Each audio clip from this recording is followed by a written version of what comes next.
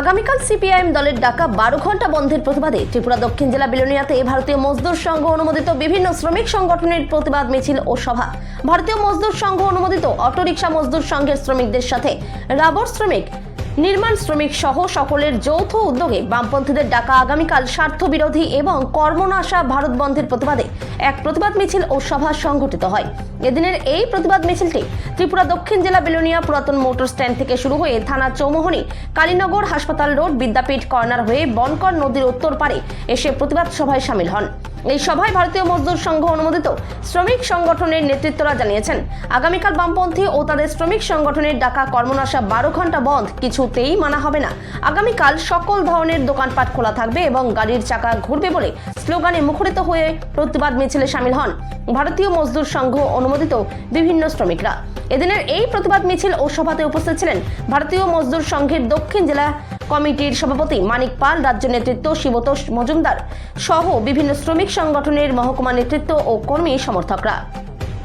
ত্রিপুরা থেকে বিক্রম কর্মকারের report, big news Bangla. বিভিন্ন বামপন্থী দলগুলি যেভাবে সর্বনাশা, কর্মনাশা ধর্মঘট ডেকেছে, সেই ধর্মঘটকে আমরা কিছুতে মানতে পারছি না। যেটা শ্রমিকদের পেটে লাথি মারার সমান। আমরা চাই যে ভারতীয় মজদুর সংঘ তাদের কাজকর্ম করে তাদের নিজস্ব সংসার আছে, এই সংসারের উন্নতি ঘটানোর জন্য আমাদের ভারতীয় মজদুর সংঘ যুগ যুগ ধরে কাজ করে যাচ্ছে। আমাদের শ্রমিকদের উদ্দেশ্য হলো, আমাদের ভারতীয় মজদুর সংঘের উদ্দেশ্য হলো ভারতকে একটি বৈভবশালী রাষ্ট্রে পরিণত করা। আর বৈভবশালী রাষ্ট্রে পরিণত করতে গেলে প্রয়োজন হয় শ্রমিকের। ভারতবর্ষের অর্থনৈতিক উন্নয়নে শ্রমিক একটি বিশেষ গুরুত্বপূর্ণ ভূমিকা পালন করেই থাকে, সেটা আমাদের সবারই জানা।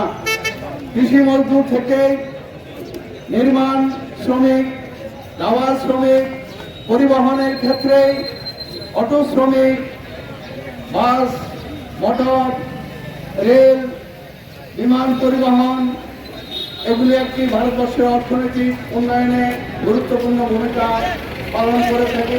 সেজন্যই ভারতবর্ষের অর্থনৈতিক উন্নয়ন করতে গেলে এই পরিবহন ব্যবস্থার উন্নতি করা বিশেষ প্রয়োজন।